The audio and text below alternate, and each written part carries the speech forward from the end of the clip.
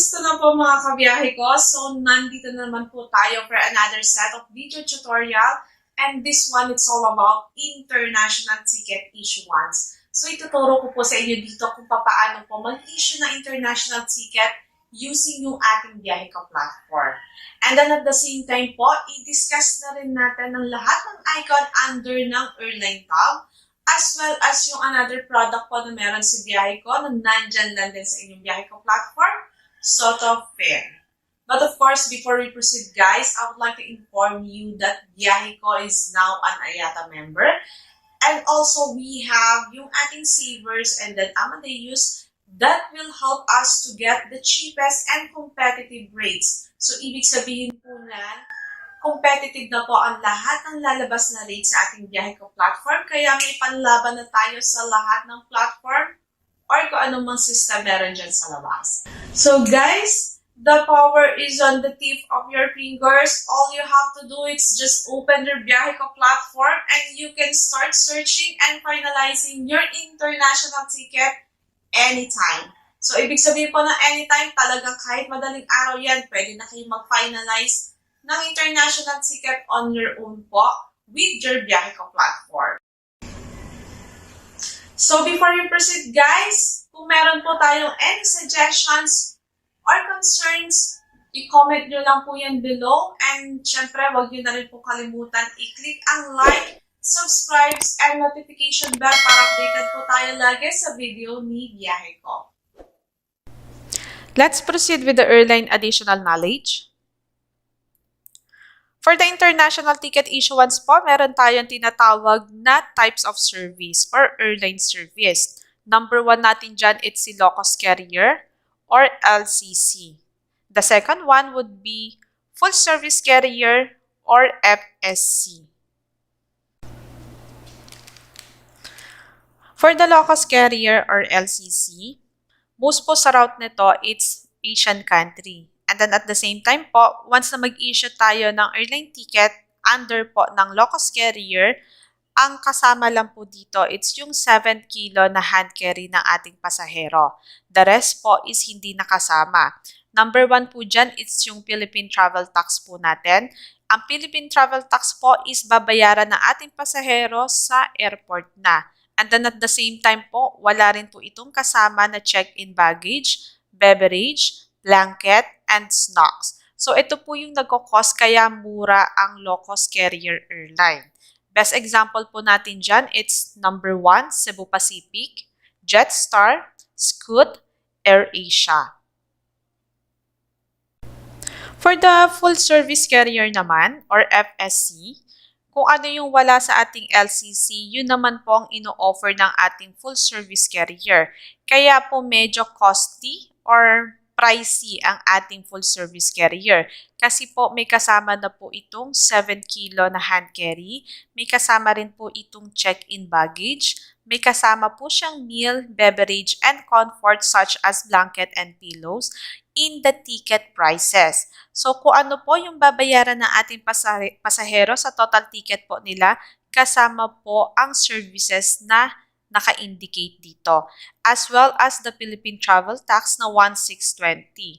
So once again po, once na ang airline na in-issue natin, it's under po ng full service carrier, meron na po yan laging kasamang Philippine Travel Tax. That was the advantage po of having the full service carrier airline, which means wala na pong problema ang ating pasahero. Best example natin dyan, it's Philippine Airline, Cathay Pacific, Etihad, Japan Airlines, ANA, Royal Brunei, and then Emirates. So lahat po yan, under po siya ng full service carrier and marami pang iba. From here po, ipapakita ko sa inyo kung paano po mag-search ng flights under ng low-cost carrier or LCC.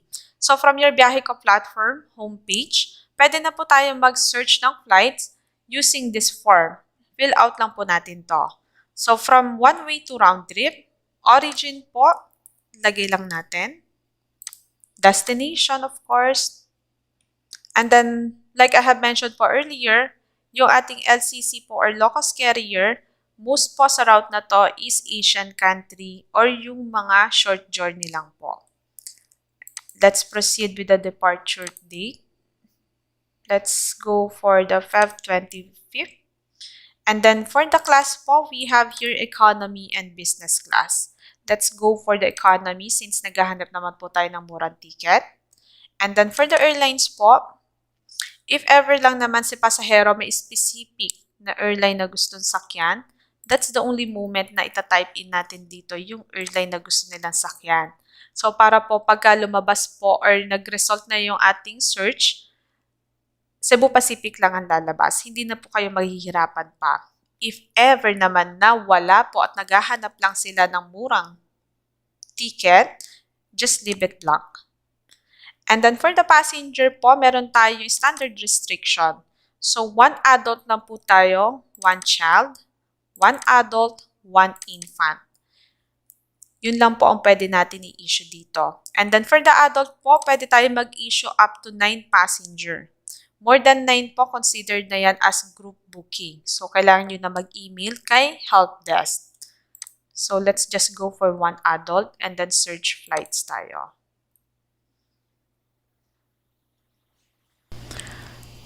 Ang biyahe ko platform po natin guys is nakalink po yan sa system ng airline. All available flights from the airline po, it's lalabas yan dito sa ating BK portal. And at the same time po, ang nire-release ng ating biyahe ko platform is from cheapest to the highest price po yan. Lahat po ng mura nasa bandang taas. And then right now po, ang pinakamura natin, it's Cebu Pacific with a flight number of 5J803. Ang alis po niya ng Manila, it's 2020. So naka-military time po tayo. Ang 2020, it's 8:20 ng gabi. Sa Terminal 3 po yan. Duration po ng flight natin, it's 3 hours and 45 minutes. Arrival po niya ng Singapore, it's 00:05 or 12:05 ng umaga na halos or midnight. And then for the total ticket po na 4,305, ang kasama lang po dito, it's yung not more than na 7 kilo hand carry nila. Hindi po dapat sosobra yan. Like po dun sa discussion natin earlier, ang check-in baggage is hindi kasama and then yung snack din po or any beverage. For these flights po, ang available na lang po natin, it's 9 seat. And then from here, pwede nyo pong i-check ang fare rules. So nandito po yung standard restrictions ni Cebu Pacific na we can discuss na rin po sa ating pasahero para before pa natin ma-issue yung ticket, at least well-known na sila kung ano po ang restriction ni Cebu Pacific. So, X lang natin yan. And this one po is Class Z. If you want to check po kung may mga connecting flight dyan, if ever, just check or click the more details. And then if okay na yan sa pasahero natin, just select the book. So from here po, papasok yan dito sa ating passenger details or informations. On your left side po, dito natin makikita yung schedule or yung route natin. And then for the fare details po, andito na rin yung breakdown ng taxes and fees. Kung ano po yung inclusion dun sa may binayaran. Not inclusion, but kung ano po yung mga charges na meron yung 4,305. And then for the contact details po, just click the autofill agent details. And then for the first name po, it's gonna be your company or agency name.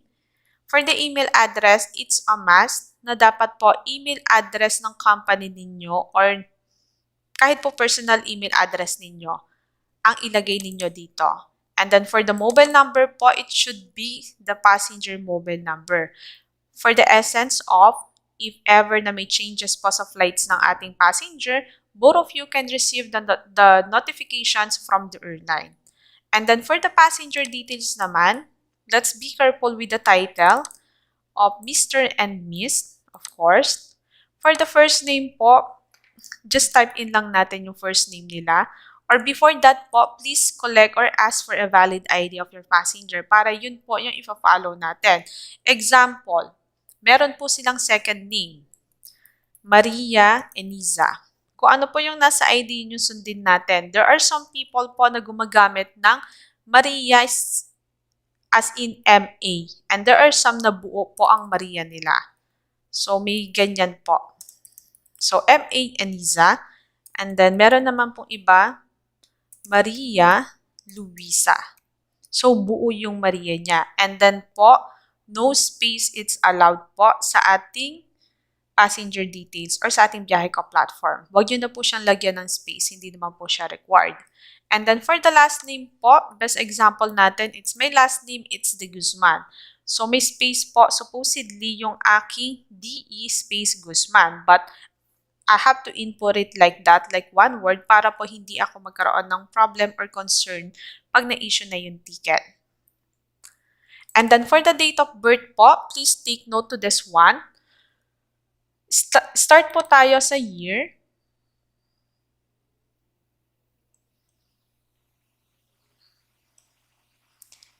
Month. And then day. So, lagi po tayong start sa year, month, and day. Para po i-capture ng system natin. For the passport number po, just input the passport number of your passenger. And then for the expiration po, same process. Start tayo sa year, month, and then day. Para po makapture niya. Of course, kung passport issued by the Philippines, input natin. Kung nationality naman po, it's Philippines, ilagay din po natin. So, since naka Cebu Pacific po tayo, remember, Cebu Pacific, it's under po ng LCC or low-cost carrier. Yung check-in baggage nila is hindi kasama. Pwede nyo na pong tanungin from here yung pasahero natin kung gusto nilang mag-add ng baggage. For example, mamimili sila sa Singapore. Of course, kailangan nila ng additional check-in baggage. From here po, makikita na natin yung prices ng baggage ni Cebu Pacific upon issuance of the ticket. So, we have here 20 kilo for 950, 32 kilo for 1,400, 40 kilo for 2,000. So, once na nag-select po tayo dito, mag-auto-generate po yan. Mag-a-add dyan sa may total ticket cost po natin. Confirm lang natin siya. Okay? If everything looks good on your end and from your passenger po, all you have to do is just click lang natin ang I agree, terms and conditions, and then book now. Acknowledge and proceed. Of course, you have to read it first and then acknowledge and proceed. So from here po, this is the final recap for your passenger. Kaya medyo, kahit po sa end din nyo, kailangan ninyo rin itong basahin to make sure na tama po ang details na na-input natin. So, we have here for the passenger of Maria Luisa de Guzman, date of birth March 17, 1983, ID number of course, and then the passport expiration and issued. And then at the same time po, nandito na rin po yung trip details natin.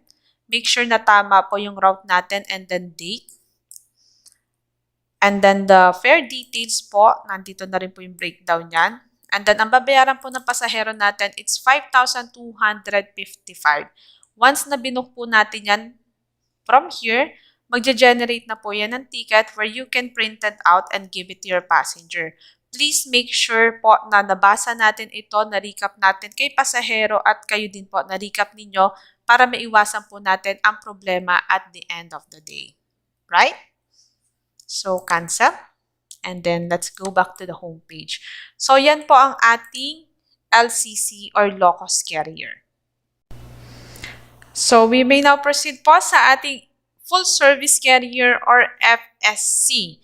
Same process lang po tayo guys. From your Biyahe Ko platform homepage po, pwede na tayong mag-search ng ating full-service carrier airline.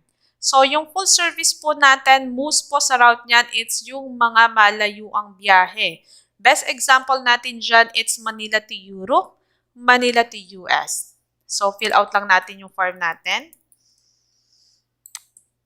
Destination natin is Los Angeles. Let's proceed with the departure date. Example, it's March 26th.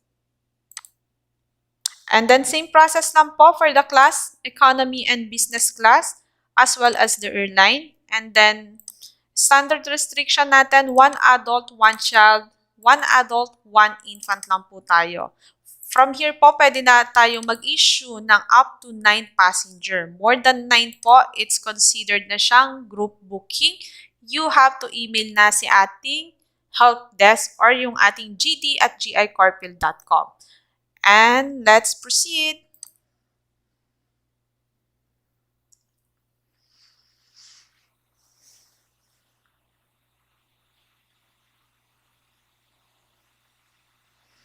So, medyo naglo-load pa po ating biyahe ko platform.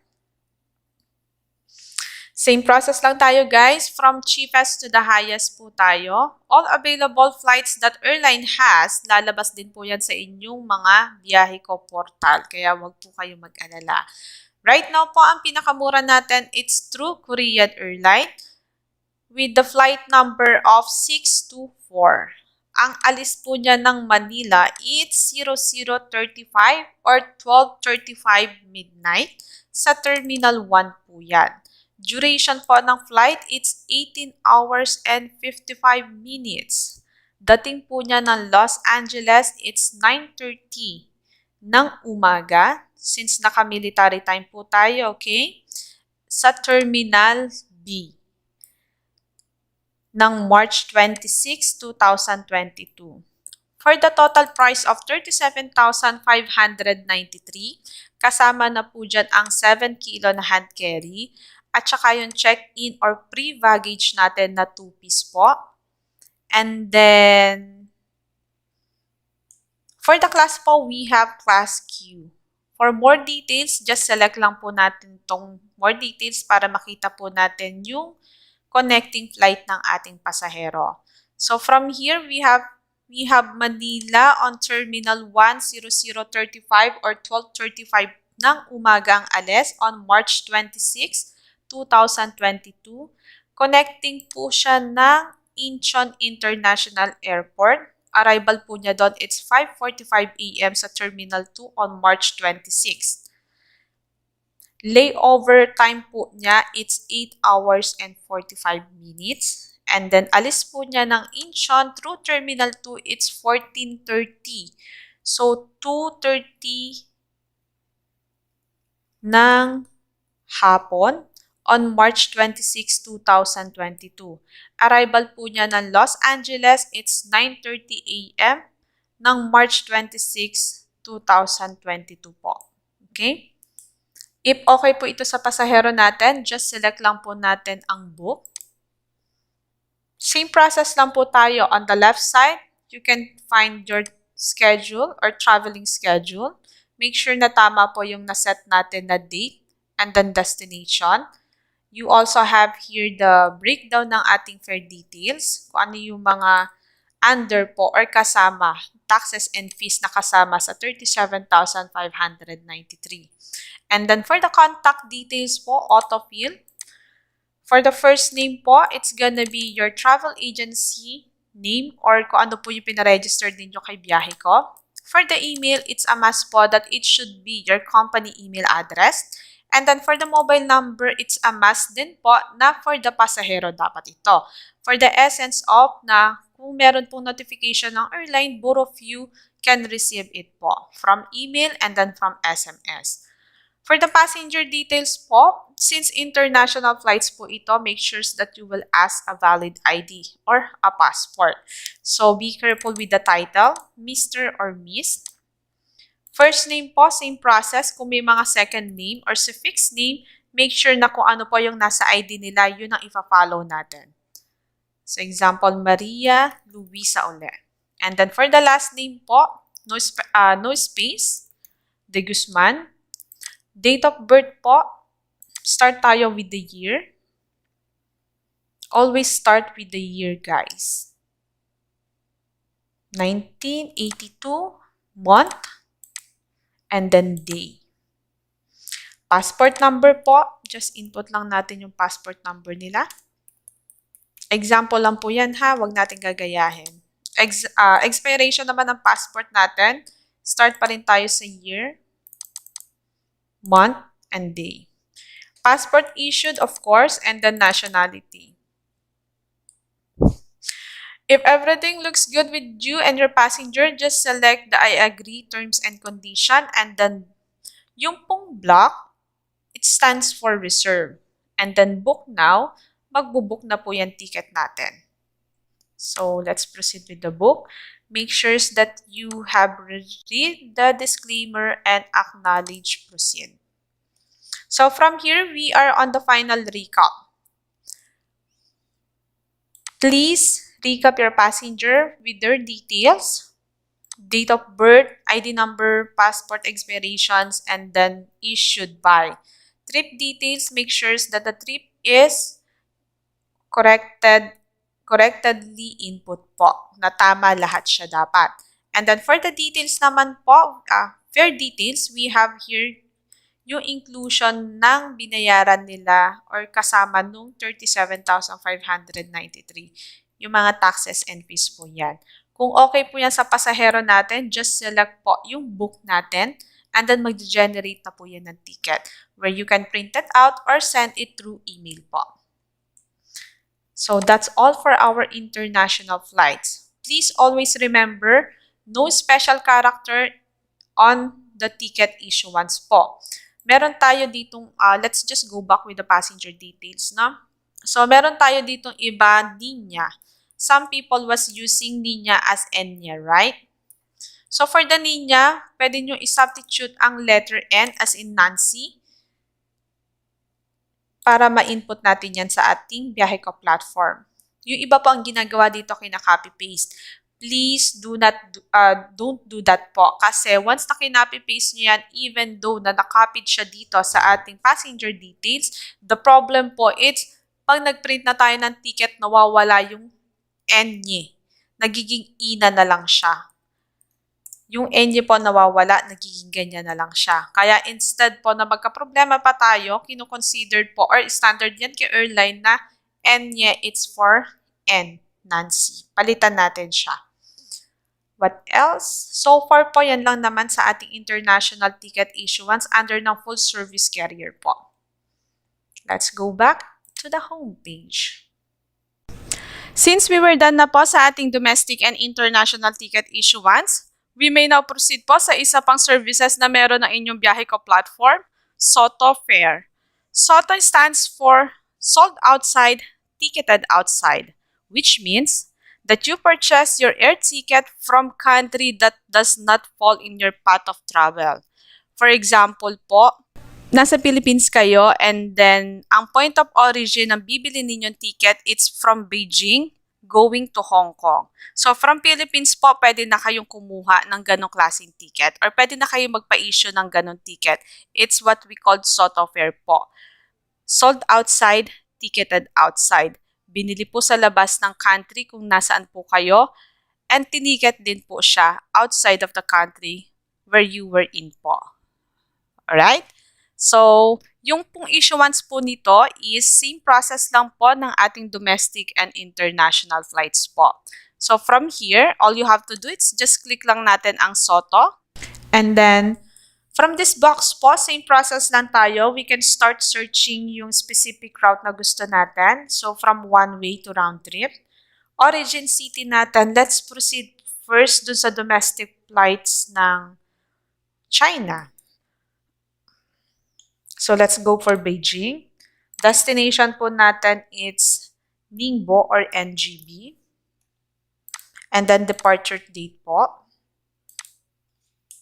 Same process po. We have class, economy, and business class, airlines. And then, standard restriction po for the passenger, 1 adult, 1 child, 1 adult, 1 infant. We can still issue up to 9 passenger from your biyahe ko platform. More than that, considered yan po as a group booking. And then, search flights po tayo.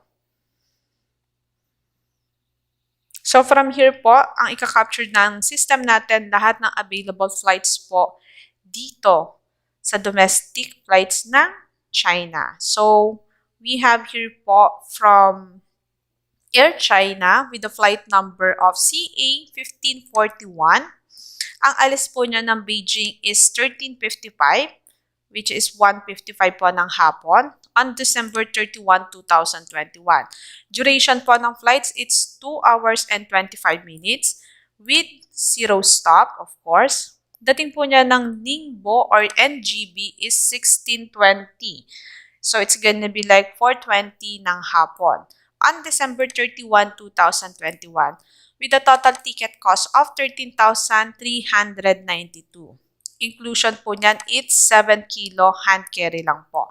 Zero po yung check-in baggage niya or yung free baggage. Meal po niya is not available. Class po, it's Y. And then, if okay na po yan sa passenger natin, just select po natin ang book.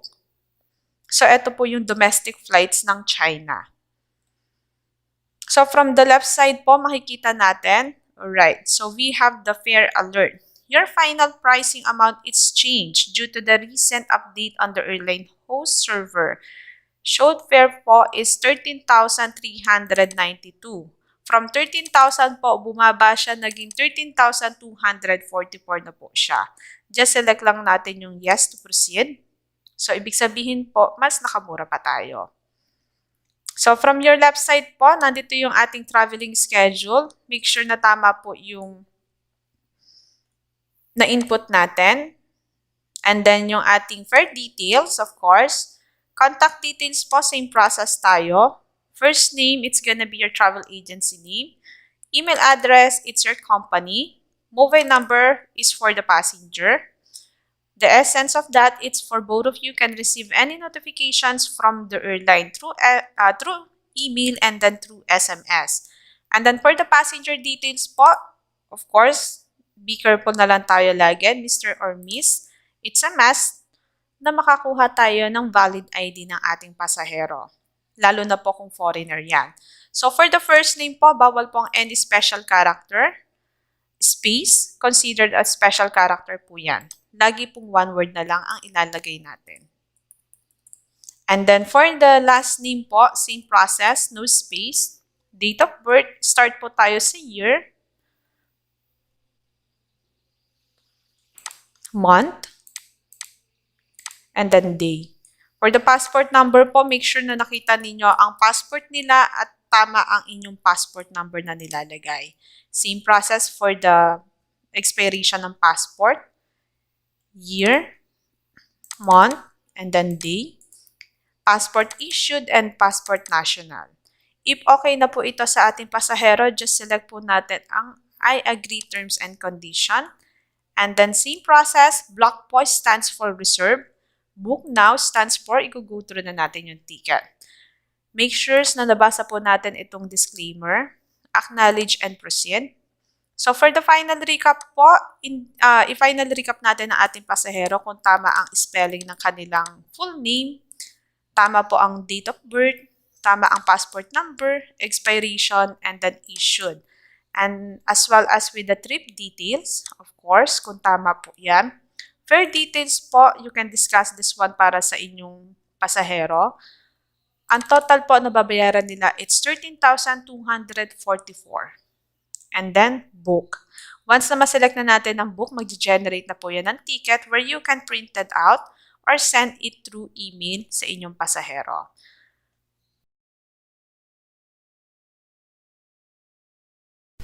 Another example that I would like to show to you guys is domestic flights po ng Australia from Sydney to Melbourne.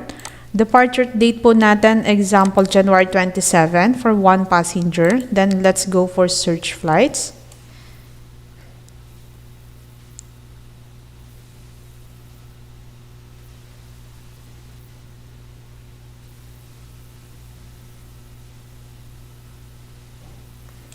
Alright. So, we have here, ang pinakamura natin, it's Regional Express or REX with a flight number of ZL105. Alis po niya ng Sydney, it's 12:30 ng hapon on January 27, 2022. Duration po ng flights, it's 1 hour and 35 minutes with 0 stop. Dating po niya ng Melbourne, it's 14:05 on January 27, 2022 with a total ticket cost of 3,637. So, if okay po yan sa pasahero natin, just select po natin yung book. So, from here po, same process lang tayo. On the left side, it's your traveling schedule, of course. while it was loading. So same process, meron po tayong fare alert. So from 3,637, naging 3,603 na lang siya. So bumaba po yung ticket. Just select yes. Okay, from here, your traveling schedule, make sure na tama. Fare details, passenger or contact details rather. Passenger details po, make sure that everything is okay. Please ask for the valid ID of your passenger. If okay na po yan sa pasahero natin, just select the I agree, terms and conditions, reserve for block, book for go through. Okay, so that's all for our software. Once again po, ang software po natin is sold outside, ticketed outside. Ibig sabihin po, we are buying a ticket outside from the Philippines, which means yung location na kung nasaan tayo. So, bibili po tayo ng ticket outside of the Philippines with the same rate that the country has on their domestic flights po. So, hindi na natin kailangan mag-worry na masyadong mahal yan since po outside tayo ng country nila. So, for now po, that's all for the software, and may we now proceed with the airline tab. So, let's just click the home. From the airline tab naman guys, all you have to do is just select lang natin yung airline icon from the upper side. And from here, makikita na natin yung mga available icon that we can use from your Biyahe Ko platform. So yung airline po, it's same process lang ito nung ginawa nating search engine sa ating homepage. You can book a ticket from domestic to international as well as the software. So same process lang yan. From here, pwede rin tayo mag-book. And then dito rin sa ating homepage, we can also use this one as booking method. And then another icon that we have here under ng airline tab, it's yung domestic multi-city, which has been discussed dun sa may domestic flights natin or yung part 1 video tutorial natin for the airline. And we have here yung ating ticket history. From here po, we can check all the transactions that we have from your airline. So, dito natin makikita yung canceled airline ticket, confirmed ticket, as well as the reservation. So, all you have to do is just fill out this form, book, canceled, all booking, domestic or international, yung date from kung kailan natin siya hinahanap, and then up to kung hanggang kailan ninyo gustong ma-retrieve yung ticket history natin. And please just ignore the filter 1, filter value 1, filter 2, and filter value 2. So, ito pong apat na boxes na to, ignore na lang natin yan. So, once na okay na tayo at nakapag-fill out tayo nitong form, all you have to do is just click natin yung submit. So, from here, lalabas po ang lahat ng transactions that you have sa inyong Biyahe Ko or sa inyong airline ticket. Then, let's just go back with our airline tab. View PNR. So, for the View PNR po, every time na nagbubook tayo ng ticket, there's always Biyahe Ko PNR as well as the airline PNR. So, from here, ang kailangan natin dito, it's yung Biyahe Ko PNR. Nandun po yan sa ticket, sa printout ticket ng ating pasahero. Okay? From here, pwede nyo pong ma-view yung PNR na yon, yung history ng PNR na yon. And then, another options that we have from here is to reschedule. So, pwede rin po tayo mag-fill out ng ating reschedule dito sa ating Biyahe Ko platform. All you have to do, it's just ilagay lang natin yung Biyahe Ko PNR and then get details. And then, what else? We also have here the add baggage. So, from here, ang kailangan pa rin natin dito, it's Biyahe Ko PNR. So, input lang natin, GIPC or Biyahe Ko PNR is isa lang po yan. Input lang po natin yung Biyahe Ko PNR dito and then get PNR details. We also have here the passenger calendar. For the passenger calendar po, this is just a reminder for you as a travel agency owner. From here, makikita natin dito yung frequently client natin as well as yung mga scheduled flights nila. For example, ng December 15, may flight si Eniza de Guzman. ng AirAsia. On December 24, may flight naman po si Miss Celine May Martin. So dito natin makikita yung mga notes that your biyahe ko platform has. Kung sino yung mga na-issue natin dito. And then let's just go back to the homepage. So from this one naman po, this is the standard airline restrictions or FAQs that you can use as a reference for your ticketing business. Please take note lang po that this is prior to change. In case lang po na hindi na ito updated, you can always request for the updated one sa inyong respective sales executive or you can request sa ating customer service. Let's start with Philippine Airline domestic flights. For rebooking po ng Philippine Airline, yes, it's possible. Unlimited po yan up to December 31st, 2021 with same booking class. Penalties may apply for fare difference and other charges. For non-affected flights naman, rebooking should be done 72 hours before the departure, of course, with rebooking fee yan and other charges. Sa rerouting naman po, possible subject for airline penalties such as rerouting fee, fare difference, and taxes. Kung meron po yan no-show, it will apply then. For the refund naman po, for affected flights, full refund po yan. For non-affected flights, ticket it's refundable with penalties. Except for Oscar and uniform class. Yung class O and U, non-refundable po yan, but can be converted to travel voucher. Kung magpapa-travel voucher po tayo dyan, all requests should be made 24 hours before the flights po. Yung voiding naman natin with Philippine Airline, ticket issued within the day can be voided, but subject to penalties of 130 pesos per ticket. Yung reservation po natin, Philippine Airline po is allowed. Transferability po, not allowed po yan kay Philippine Airline. Ang add child po natin and then add infant, allowed po yan, process should be done 24 hours prior to flight departure. But of course, kailangan nyo pong isend yung airline or biyahe ko PNR ng accompanied adult.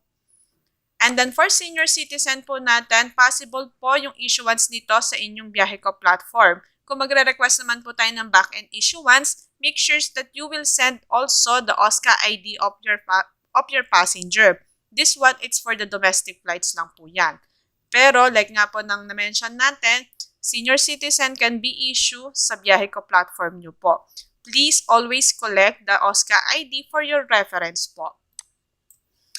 And then, let's proceed with Cebu Pacific or 5J. For domestic flights and international, rebooking po ng 5J possible, it should be processed more than 24 hours prior the departure to avoid the forfeiting of the ticket. This one po is case-to-case basis. So, depende po kay airline po yan. Yun naman pong rerouting ng Cebu Pacific, non-reroutable po yan. So, ibig sabihin, hindi po siya pwede. And for the refund naman po, for affected flights such as airline cancellations, full refund is allowed. Please take note to this one. From Cebu Pacific po, kailangan po si airline ang nag-cancel ng ticket ng pasahero ninyo. Meron po kayong marireceive na email from the airline na na-cancel yung ticket. So, yun lang po, yung po pwede natin i-process ng full refund. For non-affected flights, refund is not allowed. Yung mga ticket na gusto lang pong i-cancel ng ating pasahero, not possible po yan for refund. For voiding naman po with Cebu Pacific, not allowed. Reservation, not allowed. Transferability, not allowed. Add child po ng Cebu Pacific to be announced, meaning wala pong binigay sa ating restrictions sa airline. For add infant naman, yes, allowed po yan. Processing should be done 24 hours prior the departure time nila. And at the same time po, you have to provide the airline PNR as well as you have to provide the airline PNR of the accompanied adult. And for senior citizens, same process lang po tayo. Possible po yung issuance na yan directly sa inyong biyahe ko platform. Kung magpapa-assist po tayo sa ating support team, we can also do that. But you have to send the OSCA ID of your passenger. And also, do not forget to take their ID po or OSCA ID para na rin po sa reference ninyo. This one, it's for domestic flights only. So, let's proceed po with AirAsia or Z2. For domestic flights and international po ng Z2, rebooking, yes, it should be processed more than 48 hours before the departure po nila. Original time to avoid the forfeiting of the ticket. And then yung rerouting po niya, not allowed. For refund naman, for affected flights, such as airline cancellation, full refund is allowed po. Kung sa airline lang po ang nag-cancel ng ticket. So, pwede po natin siyang i-full refund. For non-affected flights, refund is not allowed. So, pag sinabi natin non-affected flights, ito po yung si client lang or si passenger lang ang nag-i-insist na i-cancel yung ticket nila. Yun po is forfeited na. Hindi po siya pwedeng i-process ng refund. For voiding naman po with Z2, not allowed. Reservation, not allowed. Transferability, not allowed. For add child po to be announced. Add infant naman po, yes. Nag-entertain po tayo ng add infant. Allowed po siya processing should be 48 hours before the departure time. Same process po, kailangan natin i-provide yung airline or biyahe ko PNR ng accompanied adult po. For senior citizen po ng Z2, possible po yan issue sa inyong biyahe ko platform. Pwede rin po natin yan ipaback in issuance. Yun lang po kailangan ninyong isend sa email yung OSCA ID ng inyong pasahero. And of course po, wag po natin kalimutan to have a copy of their OSCA ID para reference nyo na rin po. This one po is domestic flights only. For the Skyjet and M8, domestic flights po, wala sa ating ibinigay na standard airline restrictions. Update na lang po namin kayo in case na magkaroon po ang ating support team. And then for the 3K and then JQ or yung Jetstar Asia and Jetstar po, for the international flights nila, rebooking, yes, it should be processed more than 6 hours before the departure po para maiwasan din natin yung forfeiting ng ticket. Yung rerouting po nila, not allowed. Non-refundable po. And then voiding niya is not allowed. Reservation is not allowed. Transferability is not allowed. For the add child po and then add infant, this one po is yes, allowed po siya. It should be processed 6 hours before the departure. But kailangan kayo po ang makikipag-coordinate na directly kay airline. And then for the senior citizen po, not allowed po yan. So for the Scoot Airlines international flights, ang rebooking po niyan, yes. It should be processed more than 6 hours prior to the departure time nila. Kailangan ma-process po natin yan para maiwasan na rin natin yung forfeiting ng ticket. And then for the rerouting po, not allowed si Scoot. Refund, not allowed. Voiding, reservation, transferability, not allowed po. Yung add child niya and then add infant po, allowed po siya and it should be processed 6 hours before the departure time. Directly coordinated po yan kay airline or kay Scoot. Kayo po ang mag-i-email dyan. For senior citizen po, not allowed din po si Scoot. For the PWD, military and student po, hindi po tayo nag-a-accept ng ticket issuance po nito. Kailangan po diretso sila sa airline po. And then yung expectant mother po natin, 24 to 34 weeks with complete travel documents such as OB/GYN certificate, airline form to be filled up upon check-in. Note, still discretion pa rin po ito sa check-in po nila. Let's go back po with Philippine Airline, domestic flights. Yung baggage po niya, yes, possible pong magpa-add ng baggage kay Philippine Airline. Applicable for one-time purchase per passenger per sector. Baggage allowance will depend on the route and should be processed more than 24 hours before the departure time po nila. Yung seat assignment naman natin, allowed po yan for free. But syempre, depende pa rin po yan sa booking class na nakuha ng pasahero natin. For the meal naman po, Philippine Airline, meron po silang light snack or sandwich. Name amendment. Allowed po yan for one letter only with applicable airline name corrections fee for worth of 1,100 per passenger per ticket. And then for Cebu Pacific, domestic and then international flights po, ang add baggage po niya, it's allowed for add-on and upgrading baggage. But baggage allowance will be available depend on the route of your passenger and it should be processed more than 24 hours prior the departure time. this one po is case-to-case basis din po. So, depende po yan sa approval ni airline. For the seat assignment, yes, allowed po yan sa ating 5J or Cebu Pacific. Should be processed more than 6 hours before the departure po nila. For the meals po, no meals possible to add with additional fees. Itong meals po ni Cebu Pacific, once na nag-i-issue tayo sa ating Biyahe Ko platform, meron po tayong option dyan na pwede kayo mag-add ng baggage as well as the meals po. Name amendment naman for Cebu Pacific, amendments such as Title 1 to 2 first name, corrections, interchange of name are allowed, should be request within the day of issuance. Note, still subject for airline approval, BK name correction fee should be 100 pesos. And then for the PQ or AirAsia, domestic international flights, add baggage allowed for add-on and upgrading baggage. But baggage allowance will available depends on the route of your passengers and should be processed more than 24 hours before the departure time.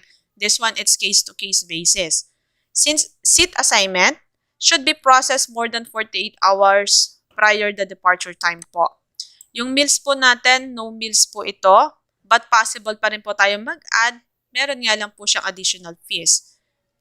And then for the name amendment, amendments such as 1 to 2 letters, name corrections, 48 hours before the departure time. Note, still subject for airline approval. And then meron din po tayong BK correction fee of 100 pesos.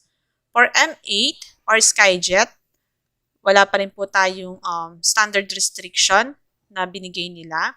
So let's proceed with 3K or JQ. For the 3K and then JQ, baggage allowed for add-on and upgrading of baggage, but baggage allowance will be available depend on the route of your passengers. Should be processed more than 6 hours to prior time departure. For seat assignment naman po, should be processed more than 6 hours prior the time departure. And then for the meals, no meals possible to add with additional fees. Name amendment po to be announced. And then for the Scoot Airlines, baggage allowance po niya, it's allowed for add-on and upgrading of baggage. But baggage allowance will available depend on the route of your passenger and should be processed more than 6 hours prior the departure time. Seat assignment po niya should be processed more than 6 hours prior the departure time pa din. Yung meals po niya, no meals po, but possible pong mag-add with additional fees lang. Name amendment po, to be announced pa rin po.